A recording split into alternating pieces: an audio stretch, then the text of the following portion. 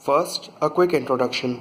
Today is 15th Feb 2017 and I'm trying to relocate. I got a job in Honeywell recently, so I'm relocating my base. So I was unpacking and repacking a couple of things. So here is quite a lot of nostalgia spread across, and yeah, let me quickly take you through everything. So this was our project at Quain. We were not managerially competent enough to complete it, so it was half left. And here is my bag of electronics, like hobby electronics. I got this bag when I was in my diploma second third year, which was in 2010-11, and since then all of my hobby electronics I've been stacking and storing inside it. So here are a couple of things that I'm gonna give away this week. These are AVR boards, AVR programmers, some sensors, motor, and a keypad there. Yeah, and these all also again I'll give away this week. And here are a couple of projects that I am particularly proud of. So I'll discuss them one by one. This here was it was like a fan regulator based out of 555, like it was made using 555. Here is a remote control entirely of 555, produces a 38.9 kilohertz IR modulated signal. Maybe it has two 555s. One was used to produce 38.5 kilohertz, another was used to switch on and off this 38.5 kilohertz producing IC. And here was the switch, so it was a remote control. This here was the receiver. This here is the receiver. Quite a mess. So this was the power supply section. It would give power supply to the electronic circuit. This here was the TSOP receiver, and it would filter out 38.8 kilohertz IR signals, and this would eventually trigger three cascaded 555s, which I don't remember now what they did. I guess they were kind of filtering everything. And here is a demodulator board, which used to show like, I get it. 38.5 kilohertz signal was every time triggering one of these. So there were three speeds over here. No, sorry, there are 556 ICs. Yeah, so they have two 555s inside it. So it used to give me 5 speed controls, and that speed control was used to the load would be connected here, a light bulb or a fan, and here is the triac, here is the diac, no, this is the optocoupler, and SCR and triac were here.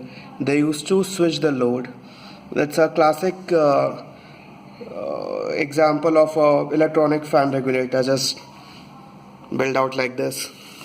The second project that I want to discuss is a AVR snake game. Here was the left, right, and pause button, and this is the AVR here, and 7x7 matrix LCD would be plugged in here. This was for a Tech Tattva event. Tech Tattva was our college's cultural festival. This here was a Morse and Demorse circuit. Down below in the comments you can see the Morse and Demorse circuit working model that was on a board. This is the actual circuit that we made, and it worked wonderfully, like totally wonderfully. It could transmit as well as receive IR things, and there was a noise control thing over here, so you could also control the noise, environmental noise.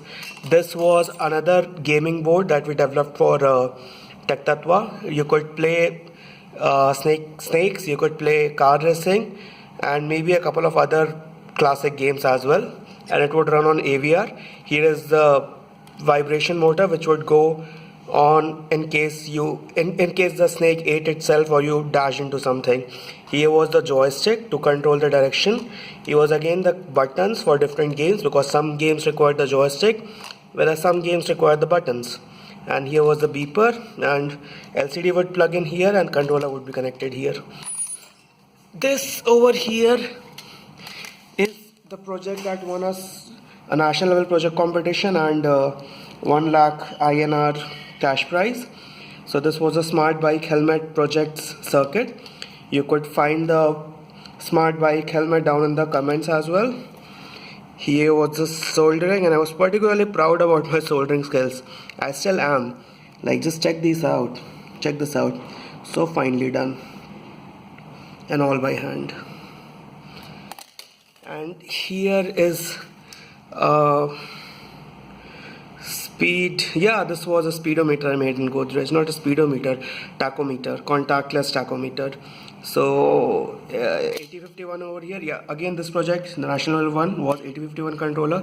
This again was 8051, and you could plug in USB and update the update the firmware through this thing. This is a FTT232, I guess. Yeah, FTDI chip.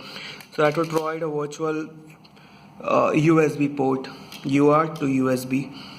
And there was a LCD which would be connected here, and that would show you the RPM of the motor. A sensor was connected. I don't know where's the sensor now, but it was a simple IR sensor which would sense, like a white patch would be put on the rotating motor, and the number of times the light is reflected back by that white patch would be counted by this AVR. I remember it was like, yeah, it was nice. And so that's about it. End of nostalgia, end of video. Thanks for watching. Let's see where life takes me now.